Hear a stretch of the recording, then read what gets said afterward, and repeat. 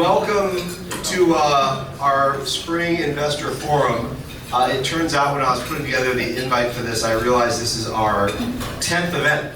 So we first put this on 10 years ago, and just every year we have a better time with it. And I'm really privileged to be here today with Matthew Gardner and Skylar Olsen. This is probably our third or fourth Battle of the Economists.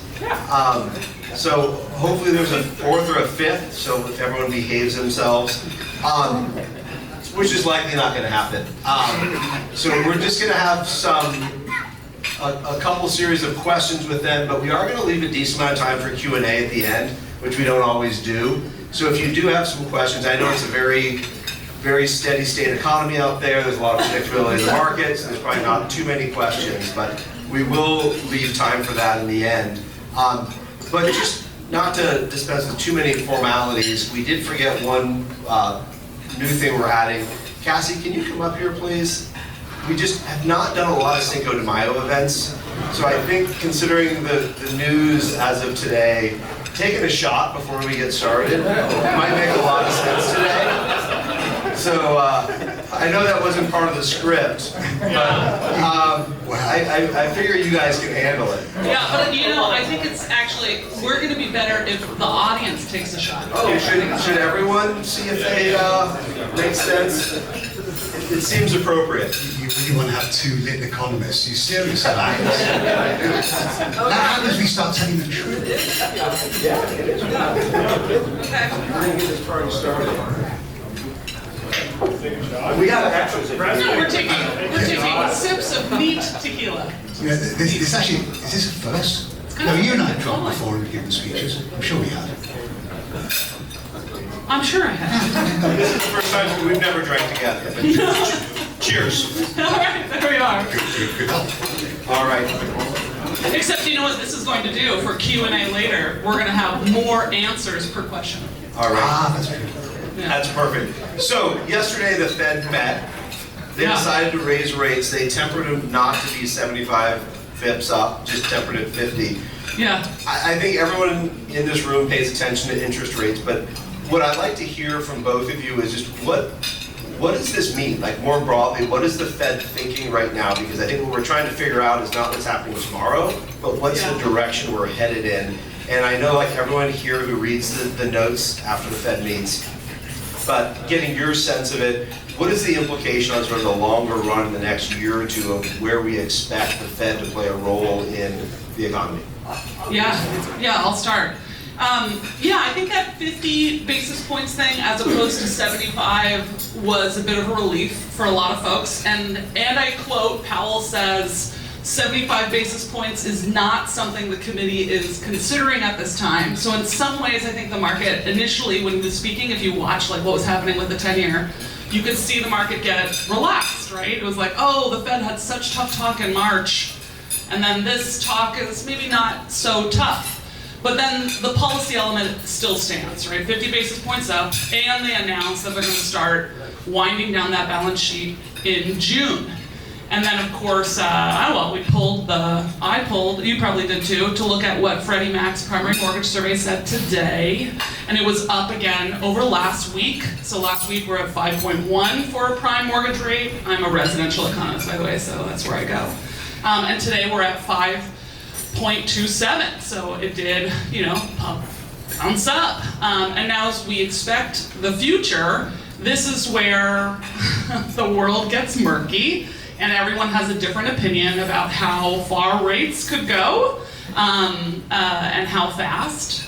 And so that ends up being the debate. But probably something that is really important to mention, and you can weigh in on this one too, Matthew, is that probably the scariest part of the Fed's plan, or the most uncertain and the most tricky, is they don't really wind down that balance sheet very well.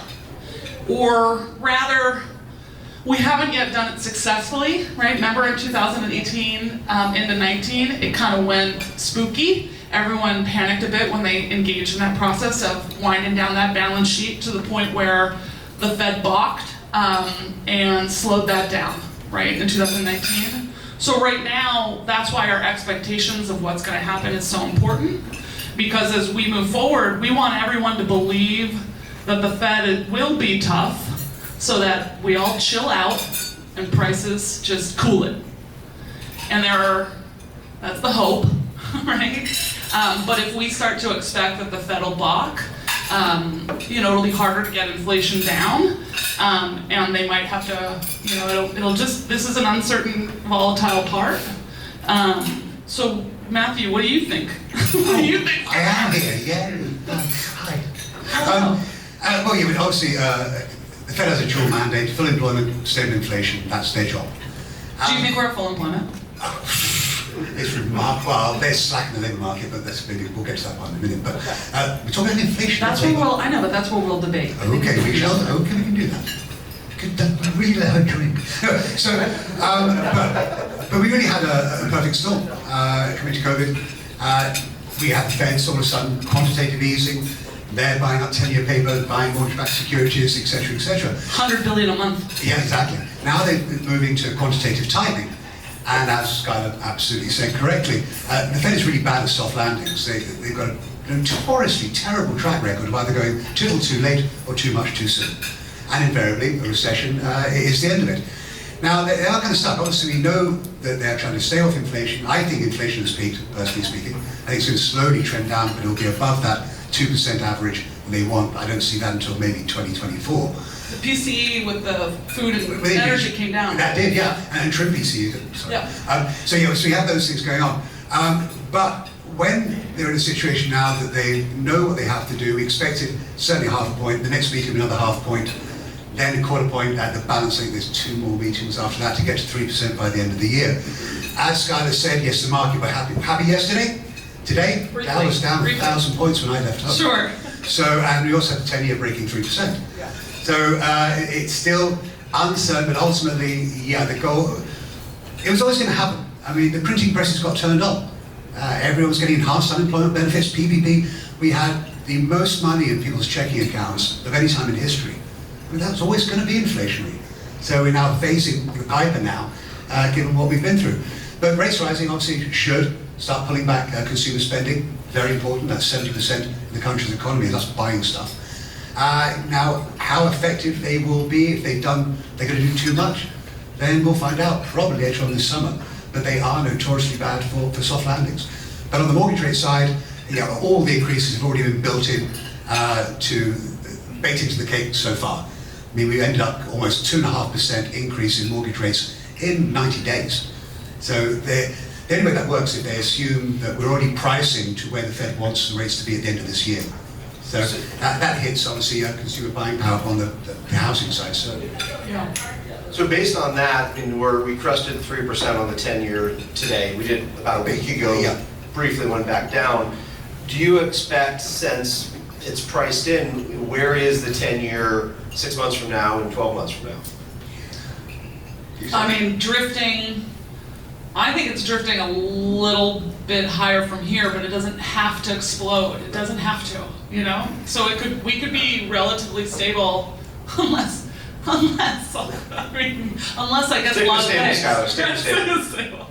I think we could. Yeah, so what's your expectation if you were to pick a number 6 months from now? Here we are in September. We're doing like an over/under now. Yeah, over/under. Where's the 10-year? Let's call it not only 3% today. Where is it 6 months, 12 months? I go first. 3.1. 3.3. Okay. But I mean, by my forecast for mortgage rates, my expectation is that it's going to notch up a bit. Obviously, mortgage rates track yields on 10-year paper. So we'll drift up a little bit further, and I think we're in a plateau, and we're likely to start seeing that drift down modestly sometime next year. So, 3.3, I think, is probably, that's my level of comfort right now. To me, that feels like a soft-ish landing. You said usually they're too little, too late, too much, too early. What's your expectation from what you've seen has been happening in the last 90 days, which I would say is extreme volatility? Yeah. What we've seen, the 10-year double. Is it too little, too late, too much, too early? I think is our orange just right? Yeah, I guess where my mind goes with the harder landing aspect of this is, the intent absolutely is to kind of bring down the job openings, right? Bring down a lot of that fervor that's making the labor market so tight, that's putting a lot of pressure on wages, kind of above and beyond what ends up being sustainable. And that's a pretty tricky thing, you know, when you're going out to lower job openings, right, to make the labor market feel less tight, you can go, you know, too far. Like that's the part about the hard landing.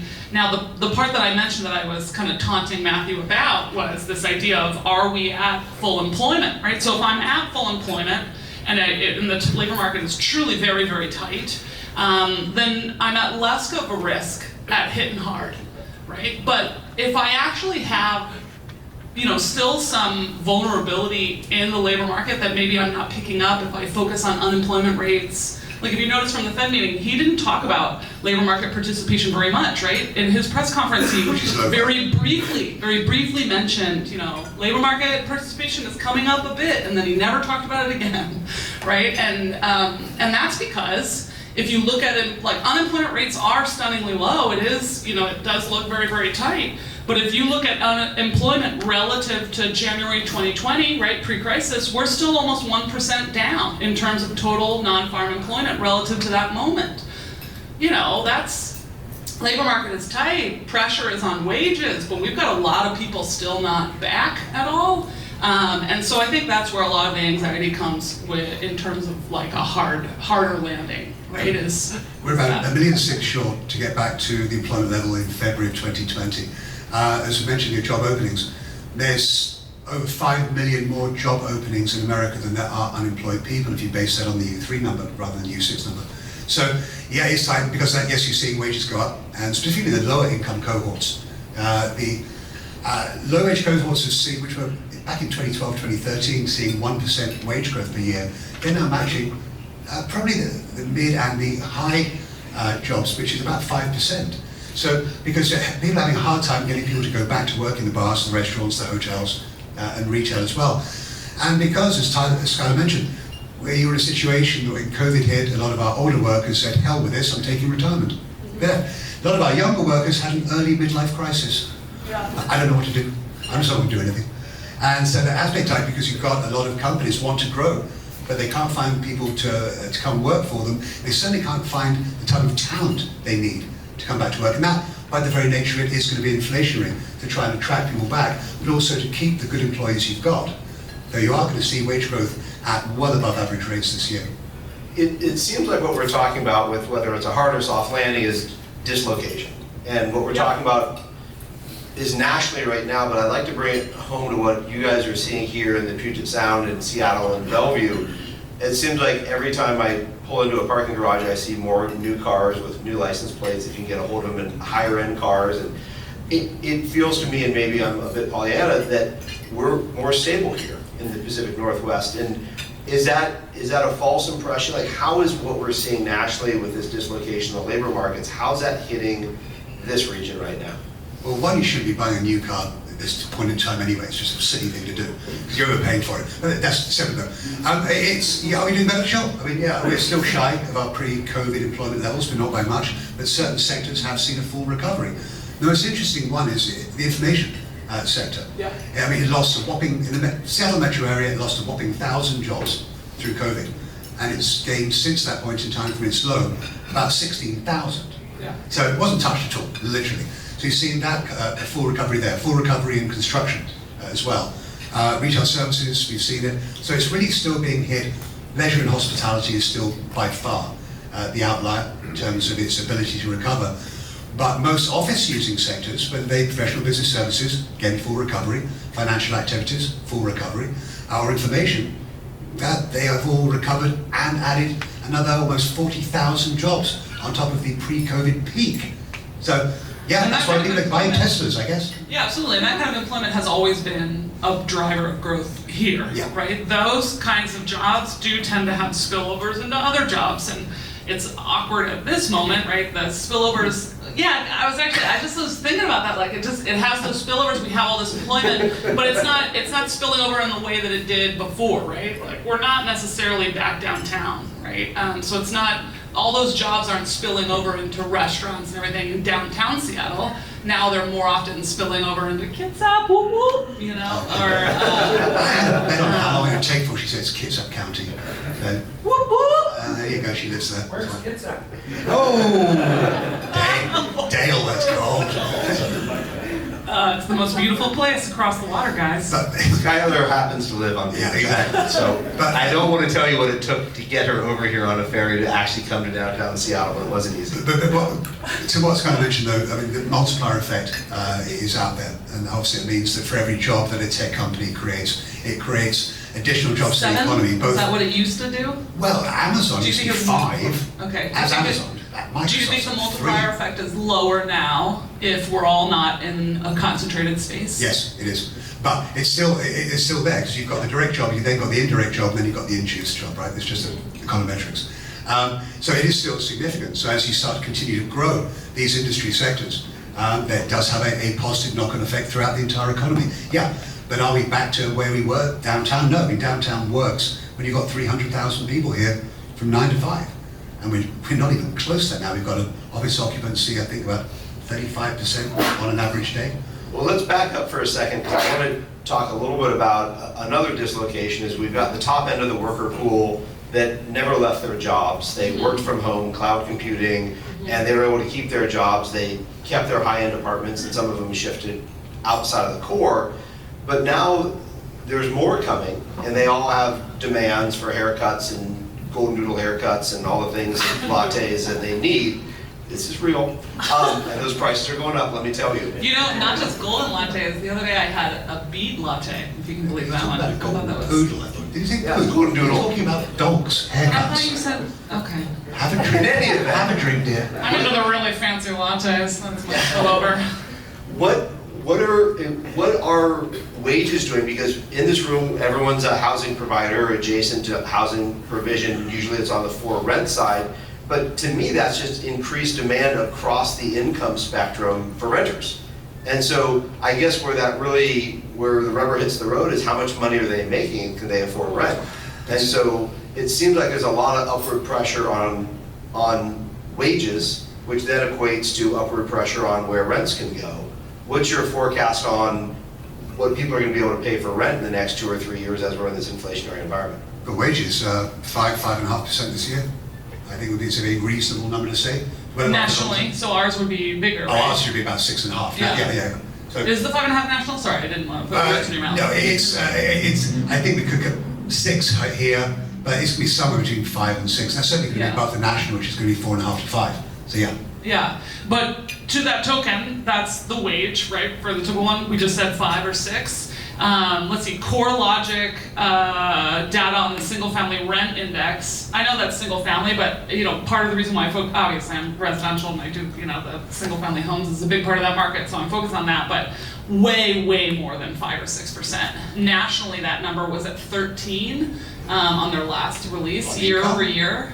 On income? No, on single family rent. On rents, well, yeah. Yeah, so I just need, match up 6% versus your single family rent grew, 12%. And I know Apartment Survey, though just nationally said landlords plan on raising the price on average. I forget the categories that they gave them, but it was right around, I think it was up to 5 to 10 landlords were going to try and lift. And we've seen a significant increase on single family rents because we've actually been losing a lot of single family rentals over the course of last year. For a simple reason, it's moratoria on evictions. These tend to be mom and pop landlords. They're saying, okay, well, I can't get the rent, that's hard. But what a lot of the tenants aren't doing, they're not paying the utilities, they're not paying the water bills. And so these houses are having liens put on them, and the landlord's saying, heck with this, I can sell into a great market, I'm going to get out and invest my money somewhere else. But by doing that, by depleting the stock, what does that do? It's classic Econ 101, supply demand. Lower supply, still got net new demand, that's going to push the rents significantly higher on those single family homes, so that I have no doubt. Yeah. We're already seeing it. And we didn't see, so our home price appreciation, last I checked, on the last year over year in the Seattle metropolitan area, you're looking at 21%, which is really crazy. 27 is Snohomish County. That's I can't even, with a lot of the home price appreciation, when you're looking at the magnitude of these things, we're breaking the y-axis like crazy. And it's really phenomenal what's happening to prices. So 20% year over year change in single family home values. That's why everyone moved up retirement. You got the home price equity and you can cash out. But when we think about, that change, gosh, where was I going? I had something good. Well, We're at a halfway point. I know. I just took a tiny sip. By Just the a way, tiny guys. sip. I took a teeny tiny sip of a tiny bottle. Yeah, you can leave that. No, but at that price, so that's one of the things that's also, oh, now I remember it. So that's one of the things that's driving a lot of the pressure on the single family rent side. It's also a lot of pressure on the for sale side. We just talked about how we have really great, job numbers on these higher earning elements. That's hitting these price points. That's a lot of, the reason for the spillover. We import a lot of people at that prime adulting stage of life, where you're coming in to make it and do it at these moments. And yet, I think our permits didn't really jump up in the Puget Sound area. Single family permits were actually still down 30% from where they were in like the 90s. Oh, they so have. we're not adding like enough for people to live, and it's not like we're building a bunch of, I don't know how you guys would. Are we building enough rental units? No. On the single family side, the issue about permits, because if you think about the Tri-County area, it's home to 52% of the state's population, 53% of the state's housing. That last year, it pulled 36% of its single family permits.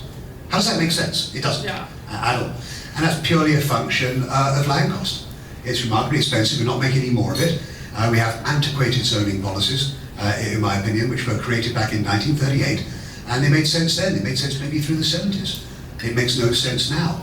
But trying to change those, as I spend a lot of time doing, very, very difficult. Yeah, now we need every at-bat we can get to add density into any neighborhood we can, right? So if you ask me, it means, no more single-family zoning. That's no good. And you need, the reason why I call it every at-bat is because even after, like Oregon, right, did away with single-family zoning, and it's not like you see sudden, booms in quadplexes in single-family neighborhoods. No, because it still goes through all the other review process. It still goes past neighborhoods. It still goes past cities. And that change in zoning is interesting because you just need the at-bat. Yeah, it's not a panacea because we are so built out here for it to make sense. Yeah. You have to raise the value of the land below whatever's been built on it. It's got to be greater than what is on it for it to make sense. So how do I explain this? So if you were a developer, you want to build a triplex, four-pack, whatever it may be, then maybe you have to buy a couple of kind of crappy craftsman homes and tear them down and rebuild. But what you have to pay for those homes to tear them down means that you're not creating that affordable housing, which is what we all need. Oregon, well, their law only kicked in this month inside the metro area, so you're not going to see it yet. Minneapolis started, entire state of California, Newsom enacted that same legislation in January. We haven't done it here, we just need to look at it, but there's a big pushback from people that don't want change. Yeah. Not in my neighborhood. We want to embrace affordable housing, great, build it somewhere else, not next to me. And it's that NIMBYistic mentality. You know what my shtick is to try and combat that? I don't know if it works, but I like to say you're choosing change either way. Either your built environment is changing, or the kind of people that you live with and you live around and that make up your community is changing. Either way, you are choosing change. You're either, it's the people or it's the buildings, right? Let's evolve our built environment so that the people can stay. Well, that helps us pivot to our built environment, and a question that is on the minds of everyone, myself included, is we're seeing lots of income growth. We're seeing lots of job growth, especially regionally here in the high-end jobs. So it seems like economically we're going to be doing well. The question is where? What are you guys seeing so that the big work from home, not work from home, is everyone going to be out of the Okay. We're seeing more cars downtown. What are you seeing, from a policy perspective? Yes, our zoning is what it is, but what are you seeing just economically, a forecast? Do you expect to see growth in the urban cores, or do you expect to see a continuation of what we've seen the last 18 to 24 months? We've been watching it move around. So let's say I looked at city appreciation across the Puget Sound. So not just the Seattle Metro, because I always throw in Kitsap now. So throw that in. So I'm looking at a bunch of dots, say, across the map, and I'm looking like where are the places where the home value appreciation is the hottest, and that will be a signal of attractiveness and pressure on the market, people moving in, and some of it is supply and what's available, but it does reflect this, demand pressure. Okay. 2020, late 2020, early 2021, the fastest appreciating cities were Olympia, Tacoma, down south in the Renton, and then up in Kitsap. If you look today, the fastest appreciating areas are your Kirkland, your Redmond, and Kitsap, So Kitsap is good, you know, in a remote world or as we return, because there's a lot more economic activity going on over there. We're rocking it, but anyway, sorry. You are subtle as a sledgehammer, you really are. Bye! So, Great co-working space in Kitsap! take that away from that. Yeah, so we might need another round. Yeah. Where this goes. So the work from home, we click back on point to a degree. What was fascinating about it is that most businesses, most large companies, had a plan to make those announcements, formalise them Labor Day of last year. And they didn't. Why? Delta variant of Omicron. Sorry, Delta variant of COVID. So they said, okay, we'll do it end of the year. Well, then Omicron came along. They kicked the can further down the road. So Amazon, as usual, they're now leaving it up to the managers to make those decisions. Some group will have to be in the office, can work remotely, but within 1 hour of the office. Other groups can work remotely, have to be within 1 day of the office, so very, very dependent. But I think for the better part of the majority of these companies, it will not be black and white. We're not all going to leave and move to Yakima. It is going to be a blend of a couple of days a week in the office, balance at home for a lot of workers. And sorry, okay. Sorry. So what does that mean? It means, yes, you can go out to Snohomish County, Pierce County, and where she's from. But you're not going to be disappearing off to the wild blue yonder. So it is going to be a blend, I see. Now, there are going to be impacts, and I think for a lot of people, even those that say they want to work remotely permanently, there's a lot of issues with that. Companies are saying, well, you know, we can track your keystrokes, so we know if you're working or not, Google. But they're also saying they have a hard time training remotely. And a lot of the employees miss that symbiosis around the water cooler, those discussions, but they also worry about something else. That is, if my face is not being seen in my office by my boss, then am I going to miss out on the good projects? That's a big thing. So I really think for a lot of people, it is going to be a blend. We're not going to revert back to full-time in the office again, but nor do I believe we're disappearing out completely. Temporally, are you saying forever or in the near term? Oh, I think this could be a paradigm shift. I think this could be systemic. Because it's happened long enough, right? So for it to be, I look, you know, you want to see something that is structurally different, right? In order for it to be different on the other side, I suppose. By structurally, I mean there's something different about the costs and efficiencies, or like, you know, our ability to work from home. It's easier, you know, it answers some other question. We're not gonna all work from home remotely just because we all want to. And actually, what I was gonna interrupt you was not to talk about Kitsap again, but this idea where you say not everyone is gonna be different, you know, part of that is just the bargaining power of different kinds of labor. Right, so on a lot of companies, engineers are much more likely to be able to work from home than, you know, say the marketing team, right, where it's much more collaborative or, you know, community-based or something like that. Yeah. And then also younger, to your point of to get the good projects, imagine how much that matters for a new person to an industry, right, for that career development aspect of it. In person is, you know, fairly important. But when you think of it, might be some days a week, right, like personal, we go in 3 days, so then say 2 are wherever you are most productive, right? So where does that lead you? Where do you choose to live then if you're only commuting 3 days a week? You know, so what is, and that means what are the businesses that you're consuming, right? Where do you go out to eat? Where do you shop? You know, everything else matters, of course, if now you've switched to kind of a hybrid model might be common. But if you are concerned as apartment developers, owners, what have you, with the potential you might be losing your tenants to the fact that they can move a little bit further out where the rent can be cheaper because they're only coming a couple of days, I would caution you, actually, hopefully you like it, is that we're seeing a significant growth in the biotechnology sector and life sciences. And these are people that have to be in their laboratories. They cannot do it remotely. We are the fastest growing biotech centre. We're not the largest by far, behind Boston, Atlanta, and a few other places. But it is growing significantly. And I don't want Queen Anne work on the lake.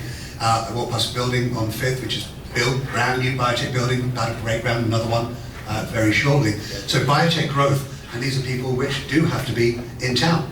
And also they have a propensity to be renters rather than home owners.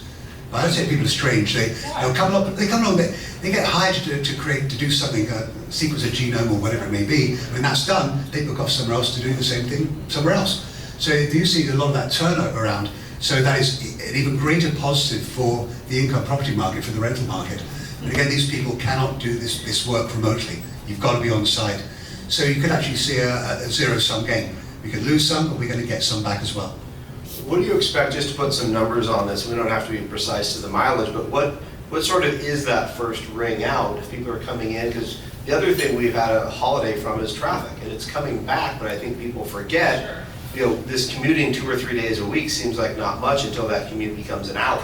Right. And then it's, do I just work 5 days a week in the office, because then I don't have to commute at all, and I can live in Capitol Hill or Queen Anne. So is it, and I don't know if there's a sort of a magic number, but what do you expect is that sort of proximity to these core job centers that people are going to live in if they have to come back 2 or 3 days a week? I think it's as far as the number goes, but I think that given the congestion you mentioned, well then it's going to be more appealing to find something to live that's proximate to a node of mass transit.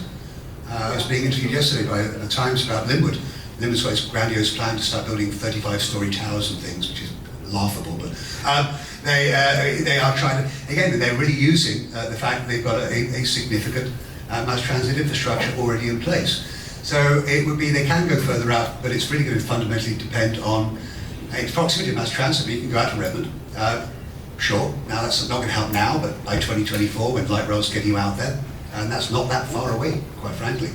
So it's going to be ex-Urbans, King County, and South Snohomish into Pierce County, Kitsap, yeah, Bainbridge, Paulsboro, possibly less so Bremerton. And Well, in fact, but Bremerton has the Ferris ferry. So yeah, that's which actually- breaks down every day. Boo, just saying. Okay, but beer is back on the ferry, so. Well, that is also true.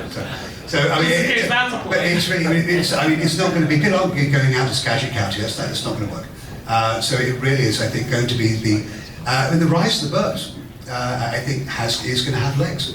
And we wondered where the millennials were going to grow up, and this may help answer that question, is they're going to be proximate, not too far away, but I want to shift back. The other direction is the core of Seattle, and Bellevue's made great leaps and strides to match Seattle in quality of life and attributes and a job center, but the way of the region is going to depend on what happens with Seattle. And we've got 100 million square feet of Class A office. Matthew, you're involved with the DSA. Yeah. What are you hearing and seeing? What's the future of downtown Seattle? Well, before you start saying Seattle is the be-all and end-all, I would disagree with that. I think it used You to going be. to kids out? No. I think it used to be, and I think when Metro Financial opened up in Bellevue for their corporate headquarters back in the late 90s, that was the start of Bellevue. Bellevue is not it's not the red-headed stepchild of Seattle anymore, by a long shot.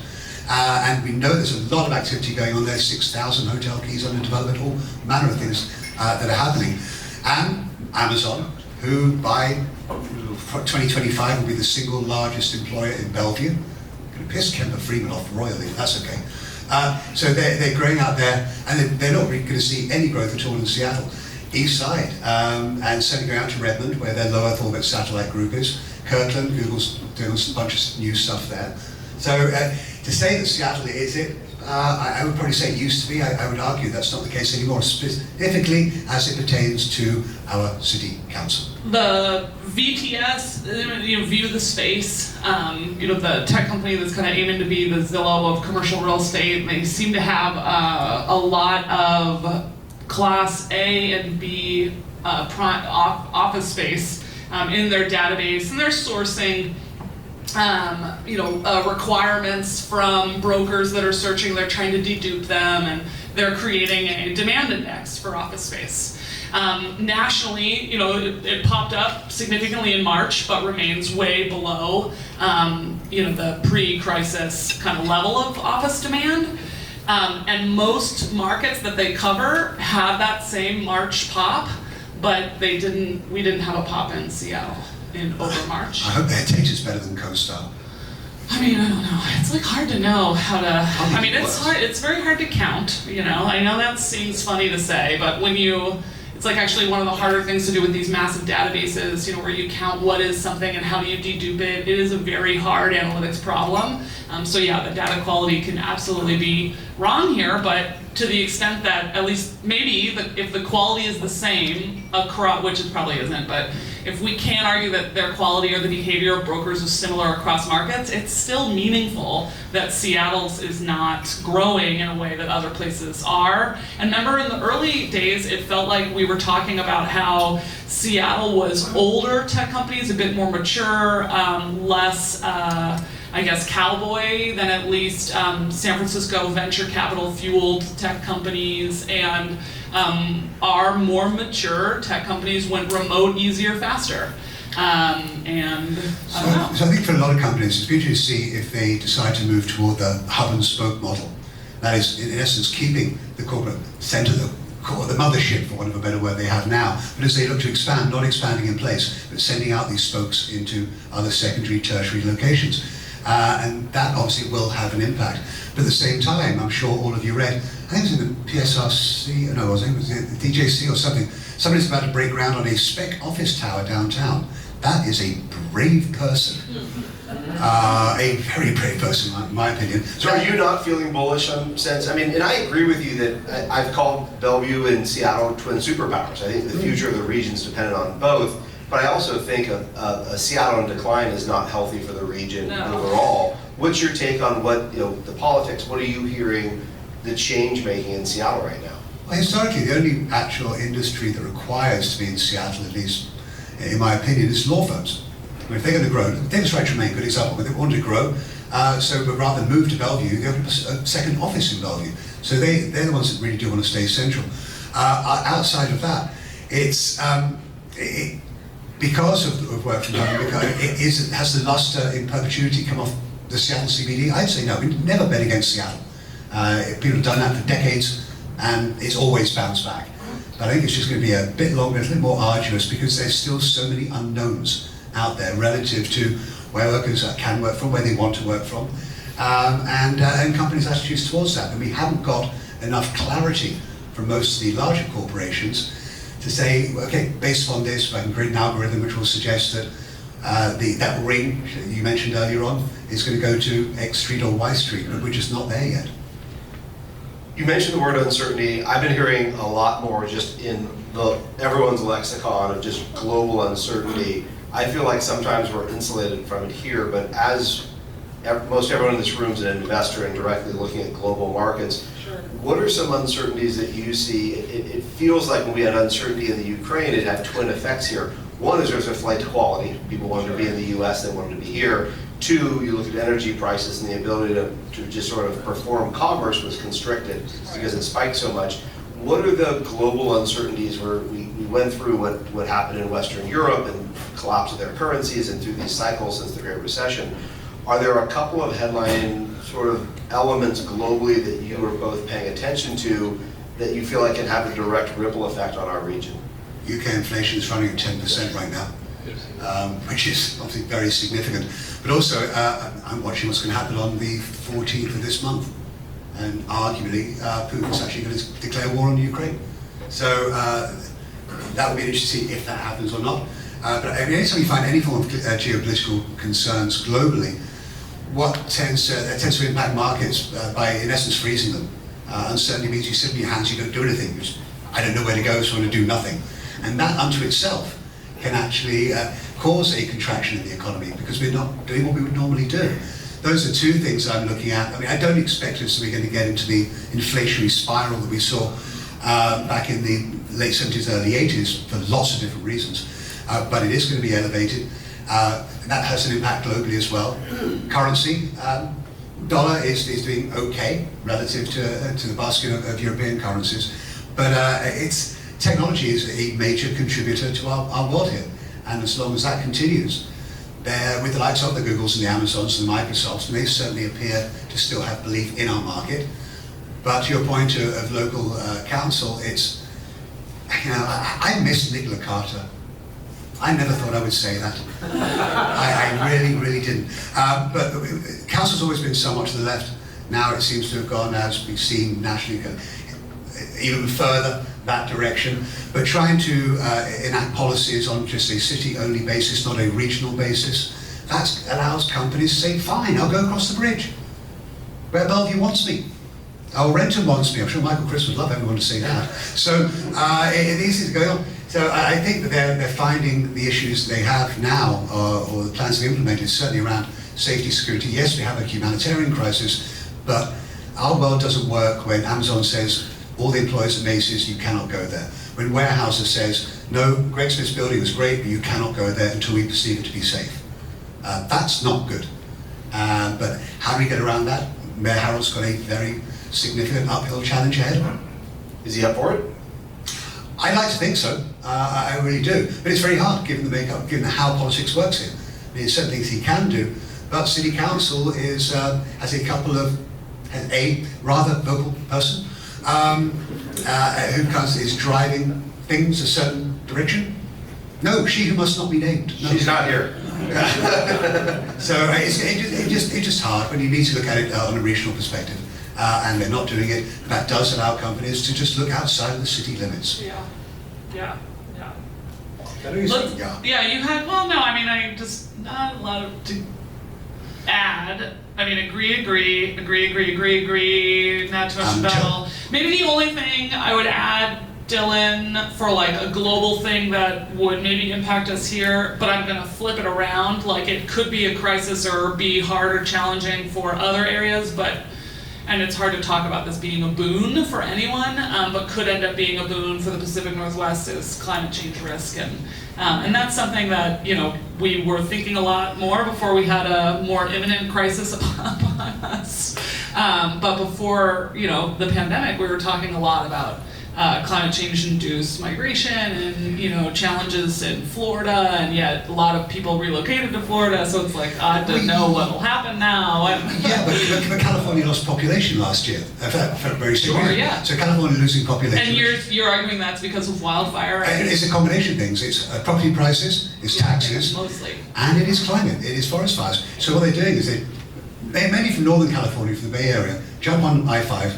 Why do they call it the 5? Anyway, jump on I-5 and head north into Oregon, a few of them, certainly to Washington. Now, Southern California, they're not. They're actually staying in state, but they're moving out from the LA basin to Riverside or down to San Diego, which is causing other issues as well. But we've seen that migration out of California, and they've got money. Phoenix, and they're in Austin, and you got a lot of feeders from Austin, Salt Lake City, Boise. They're going to Boise, Idaho, the last couple of years, saying, wow, I can buy a house for $250,000 2 years ago.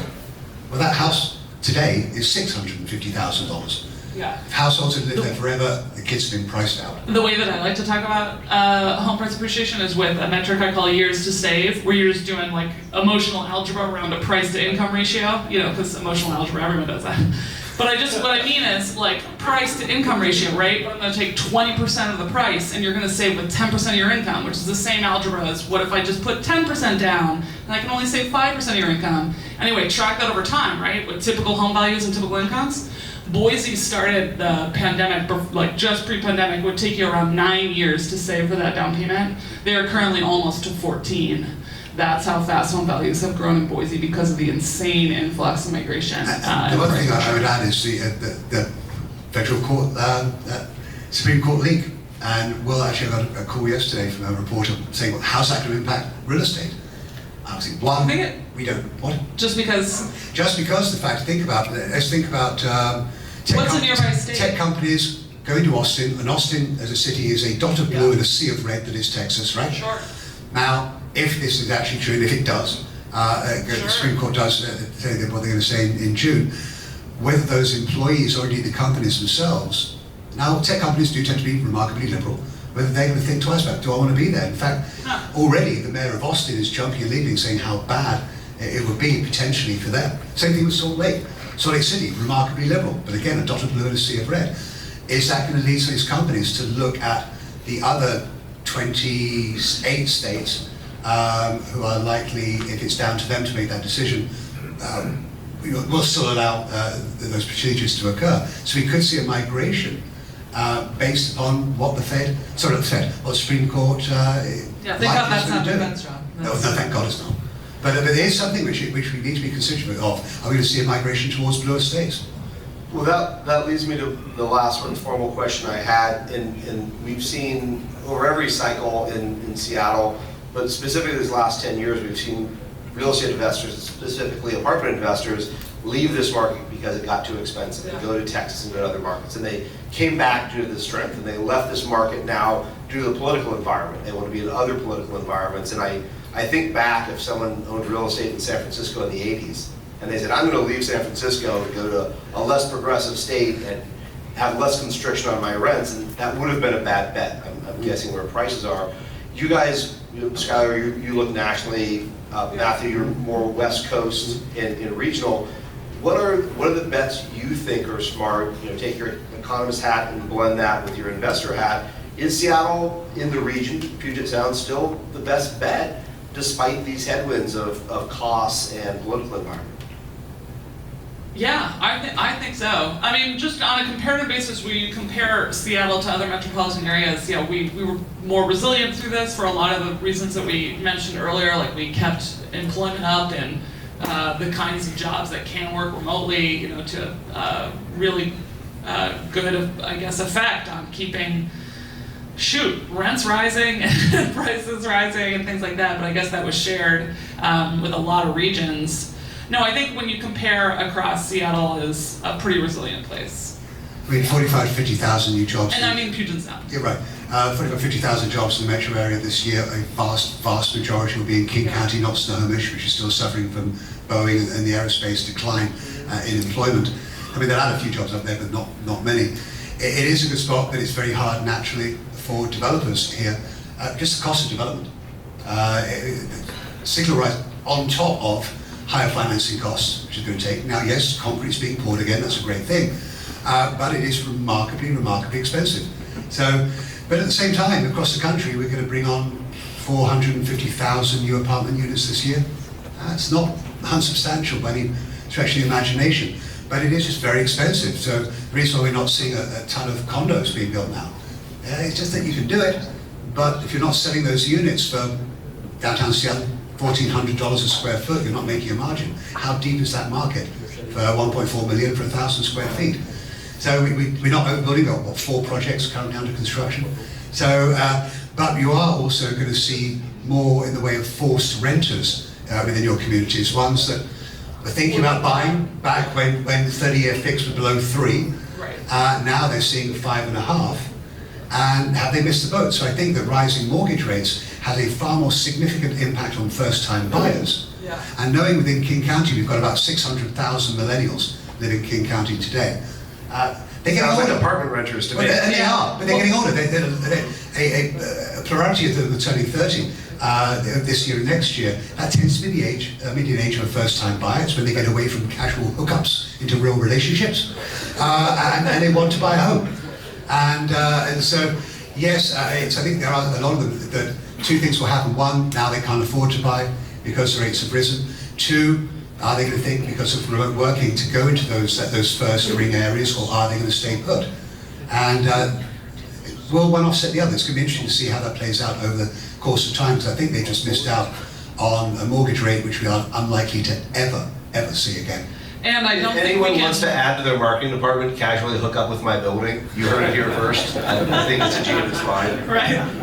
From Chief Economist Matthew Gardner. Yeah. I was going to say, it's not just millennials won't be. So I don't think rates are going to rise. I don't think you can promise first-time home buyers that prices are going to fall. One, just if you look back, on the time series of home price index going all the way back to when Volcker pulled back the crank and handled inflation last time, home values didn't plummet, right? They just softened and they went flat. Every time you see more than 100 basis point increase in mortgage rates, and I went back to the last 12 times it's happened, home values did not go down. The pace of appreciation slowed, but they didn't go negative. But what did slow significantly were the number of transactions and new housing starts. Right. So they both got hit. Right, and the reason why that ends up being is that, millennials look forward and they say, oh, I'm hit by affordability because rates are higher. Well, you got interest rate lock-in on the supply side as well, right? So you have more, in this moment in particular, imagine that, how many people refinanced or purchased when rates were on average below 3%, right, during this last crisis. If you match up that count, the number of people that refinanced, the number of people that purchased, that amounts to about 16% of housing stock Like that's a lot of people that access a low rate that maybe would have moved to a more affordable metro, or maybe would have downsized, or maybe would have whatever, but now they managed to lower their monthly payment and they're gonna stay longer, they're gonna age in place, right? And that, yes, buyers have to pull back because of higher mortgage rates, but supply pulled back too. You know, and those new listings we absolutely saw drop. Well, sure, and it does, and that's my bigger concern, again, because price will continue to appreciate, again, locking out some of your renters, some of your tenants. But I refinanced twice through COVID. I mean, going forward in the next 5 years, let's say mortgage rates have normalized at 6.5%, and I'm sat on a 2.1% 20-year fixed. Am I going to move? So you're not going to see that churn, that turnover of existing inventory, and we're not seeing new construction jumping in. We've run out of land. We really have. The last 2 master plans in our region are being built now, Cascade, or down in Bonnie Lake and Black Diamond. That's it. Now it's all infill. So it means that that's going to continue to allow price to rise, which is only going to mean, with rents rising as well significantly, do I pay the rent or do I set for a down payment? And if I have got a down payment with mortgage rates 2.5 points higher, what can I afford, if anything? So I really think there are some people who missed out, and they are now going to be in the apartment living for longer than they had anticipated. I'm sorry to hear that. I bet you. I mean, a couple of takeaways. I mean, one is if we have less sort of what we call shadow inventory of houses for rent, that's pushing people into more traditional apartments. Sure. If the labor force may get pulled off of single family starts, you should have some downward pressure on wages in the construction industry. We'll see. And 3 is if we have more renters that cannot graduate to home ownership, it's sort of longer duration of rentership. I have a speed round. We've got to go quick. So Skylar, your favorite upcoming real estate market, asked and answered. We'll move on. I think we know it's Kitsap. Kitsap! Woo! Matthew, up and coming real estate market. Locally or nationally? Locally. Locally. I would say that any of those ex-urban markets, I think there's going to be a greater interest in mid-rise apartment development outside of the city cores. I think if you can get close to a node of mass transit, although again, mass transit and the station area overlays were missed opportunity, weren't wide enough, weren't high enough, but they were what they were. But I certainly think that we'll see greater interest in those ex-urban markets. You could be Mount Lake Terrace, Lake Forest Park, Burien, South Tacoma. I'm excited about Tacoma. The trouble is Tacoma's looking to grow again. That always concerns me, because every time Tacoma looks to grow, we have a recession. It's the same reason. It's time. It's the same reason. Every time that Saks Fifth Avenue thinks about coming to Seattle, we have a recession. It's great bellwethers. I mean, Well, my next question, what is your favorite economic data point? Apparently it's Saks Fifth Avenue location. There you go. Yeah. What's yours data point? Okay, my favorite data point. Honestly, like I mean, I do a lot of analytics work, and I pull a bunch of data in and visualize it. Nathan knows. I taught that guy and showed him a bunch of data during class. I think my favorite thing that I make really focuses on the challenge of affordability. So those years to save numbers that I talked about. You're looking at 20 years in Los Angeles to match up local median household income with typical home values. Which is a great motivation to leave Los Angeles and move to Seattle, I guess, where it's 13 and a half years to save for that down payment. We're better than Boise? We are a little bit better than Boise now, absolutely. Isn't that weird? And unfortunately, though, it might be an incentive to move from Seattle to, say, Columbus, Ohio, where it's only 6.5 years. Yeah, but it's Columbus. I lived there for 5 years. It's a lovely place. Oh, please. Housing affordability, the ability of the share of households making median income to afford a medium-priced house. 6% in San Francisco, 8% in Los Angeles. That's always an interesting thing, especially people moving out, as I mentioned earlier, from the Bay Area. Now, last time I checked, there were 3 single-family homes on the market in San Francisco for less than $1 million. 3. Yeah. That's it. So, yeah, affordability, big time. Workforce housing, absolutely. And it's that missing middle which we've got. So I look at affordability because that does 2 things. One, it can try and push developers to build to that market to try where they can. But over and above that, it also means that lower that affordability level is, the more you're going to find a propensity for renters rather than homeowners. Certainly good for the audience today. Well, thank you both. Questions from the audience? Sorry, I had my back to most of you folks over here.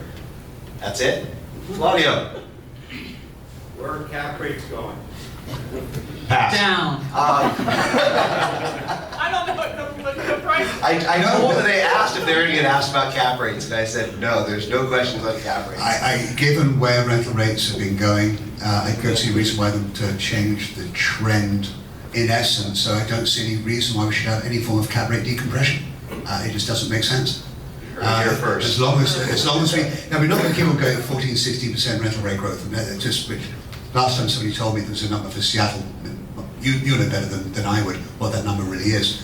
But there's belief it will continue, and based on everything that Skylar and I have said, and the fact of forced renters, etc., yeah, I think in aggregate, I just don't see any reason why we should see any decompression in cap rates. We had a question in the back. Yeah, can you speak to supply demand of apartments with construction costs being so high? Where do you see rents go from here? Where do you see demand for apartments in Seattle in particular? I'm going to leave that to Dylan. Well, it's a great question. I will say, I promised them the scope of their discussion point would not go too granular, because Matthew used to be beholden to the apartment industry until he left us. Yes, I did.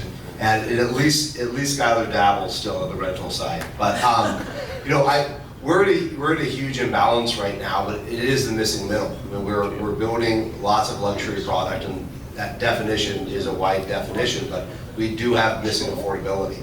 And I will say the data that I'm looking at is we were delivering about 10,000 units a year, and we were in equilibrium. And a lot of that has been based on job growth. Where we've fallen out is our starts have slowed down. And because the starts have slowed down and we continue to add jobs, we are back getting into a sort of an economic vacancy rate of about 5% across the market. Which is stabilized. Which is stabilized. Now, the question is at what rental rate? And that's the big question. I think the biggest challenge is in urban environments where you have lots of competition. So take South Lake Union, you finally stabilized and a 400-unit high-rise comes up across the street. You're 1 year in, 2 years in, and your first turn is just coming up, and you're battling against concessions in the building next door. So I think these are more pocket issues in the market than macro issues. We were having macro issues the end of 2020 till about mid-2021, and then we saw vacancy rates really shoot down as we saw people come back into the core markets last summer. So we are about equilibrium right now. The question is, are we going to continue to have in-migration back to the areas where we have the greatest pipeline? What's helped us is the fact that construction's so high and it's taking so long to permit buildings, it's put artificial constraints on actual deliveries. I think one thing I mentioned, there's only a handful of condos being built. What you're likely to see far less of are investors buying condos to rent them out, because of what they have to pay for those condos now. The yield's not there. And so those tenants were thinking that they might like to rent inside a condominium project rather than a traditional apartment. You'll see fewer of them, because we are seeing fewer investment buyers, because they realize what they have to pay for that unit compared to the rent that they can achieve. It just doesn't make sense. So again, that means that there are people that would be in a condo renting now likely to be in a traditional apartment project. So that again adds to that. These are not demand. paid speakers. That's true. It's just fact of life. I'm curious on the demographics with the millennials getting older, Yeah. and the unit sizes that you've been building a lot of small units. What's after the millennials, and do you see a shift in unit type going forward for apartments? After millennials is another big generation. Gen Y. That's kind of one of the reasons why, when we talk about like, oh, we're not too worried that prices will fall, or why people kept emphasizing this is not necessarily a bubble in the sense that it'll pop, is because we know we have a lot of fundamental demand coming up in the millennial generation, but also in the generation behind it. So Gen Y is not as big. The biggest generation out there actually are millennials. There's 79 million of them, largest generation in the workforce today, but 1 million millennial women are getting pregnant every year. And I said that does tend to talk to the marriage and the house and what have you. But coming up Gen Y behind them, it's not unsubstantial at all. And we import people at that like adulting stage in the Puget Sound. So we Is that grow based our on own skill set? Yeah, exactly. We grow our own, but the industries that we grow here, just the skill sets often need to be imported. It's hard to grow enough knowledge workers. we're also wicked smart. Absolutely, absolutely, City of Seattle but has the also highest. because people come in for Well, all sure, that. right, but the city of Seattle has the highest percentage of residents with a bachelor's degree or higher of any large city in America. We're wicked smart. Right. So that certainly comes into play in that respect. And my editorial on that is I think unit size is less a matter of preference and more a matter of affordability. And the question is, we can afford less things, and including what we live in. And all of our devices get smaller, and we have more portable lifestyle. So I was actually talking to somebody here that was saying that you cannot refinance an apartment project where there's more than 25% of the units are studios. Where was that gentleman? There he is. So apparently that came across the wire this morning. I haven't seen it, haven't read it, but I thought that was a very curious position to be in. So saying that it won't happen, nor can you finance one. I'm not seeing that, but it's something I'll look into. Well, it only happened this morning, so it's very, very fresh off the wire. What I'd like to, Is that from the council? Is that a new policy? No, that's a Watt Fed. Watt Fed quoted that to us this morning. What, and they're saying that because they see they're not performing or something, and A very conservative move, I don't know. oh, weird. Jonathan? For those of us who are actually developing units, right, the supplies are coming from all over the globe, and so maybe this is a hard question to answer, but as we look ahead, and so coming out of the COVID shutdown, obviously there's a ton of just global supply chain interruptions. China has now sort of shut down again in parts. Where do you guys think we are sort of in that process? That question. Like in the pandemic, you mean? Like supply chain? As we come out of the Supply chain, pandemic, right. just sort of where are we in terms of the supply chain normalizing? I'm just gonna, well, so, I look at the modeling, right, that predicts hospital use to see whether or not we're out of the, the pandemic. And if we were talking last week, I would have been like, yeah, all the modeling shows that, we're kind of done. But now all of a sudden it's like, not all of a sudden, I mean, I'm sure it just always feels like it's all of a sudden. So like the new numbers are another rise expected in hospital use, and that's the one that's a good measure for, we're still in the midst of this and people still aren't able to get out there and, and feel safe to do the work. So I don't know, it really depends on us getting to the other side of the pandemic, whether or not all this gets resolved. It's got a couple of things coming to play. Lumber price certainly off looking at lumber futures off the all-time high that we saw, which added $13,000 the average price of an apartment unit in America. But it's still super around elevated. $1,000 per 1,000 board feet. But also steel, aluminum, copper, PVC pipe, which by the way, if it costs you more to fill up your gas tank this week than last week, pipe prices have gone up because they track oil prices perfectly. So the ease of that coming down, I think it's going to be slow. I think it's starting to happen a little bit, but we are also seeing price fixing going on. Because a lot of these, especially public trading companies, can bemoan the fact they can't find anyone coming to work, and it's going to cost them more in gas. But I listen to the quarterly analyst calls, and I'm like, well, you can't say that and at the same time say record profits for the quarter. Doesn't make sense. So it's happening across most industry sectors.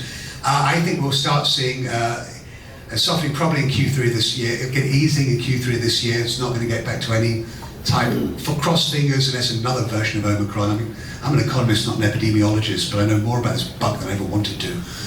It's probably going to be early to middle part of next year before we actually should see a complete solving to the supply chain issues we've seen.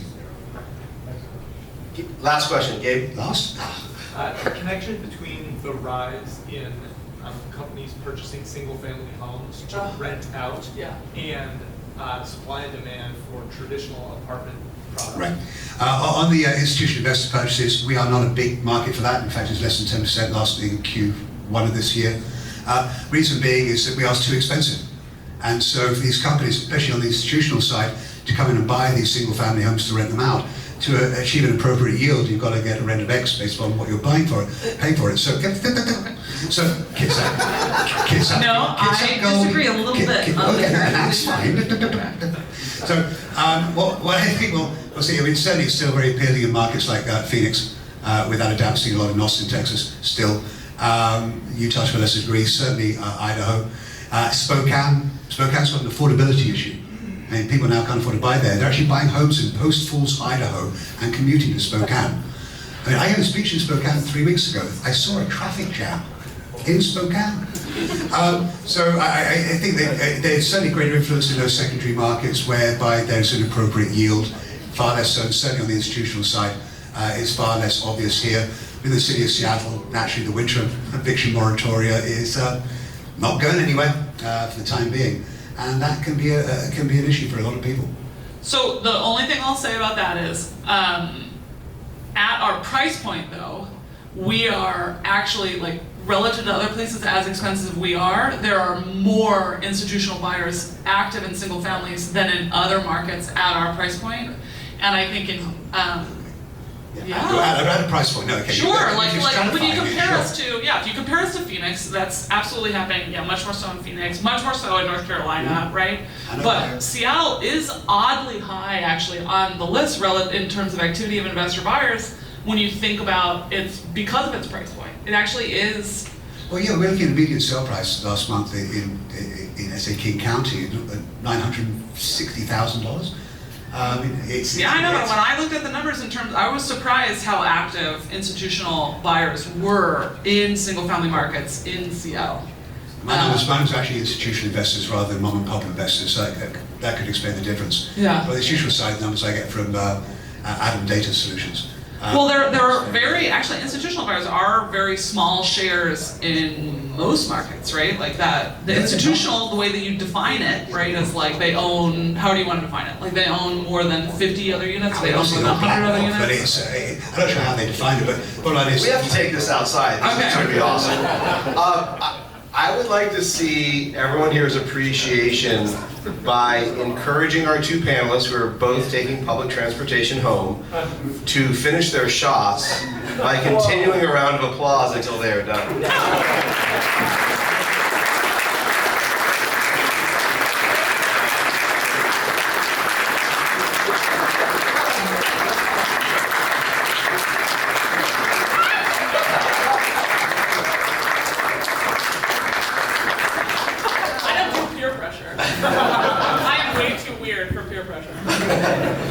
We will see that someday.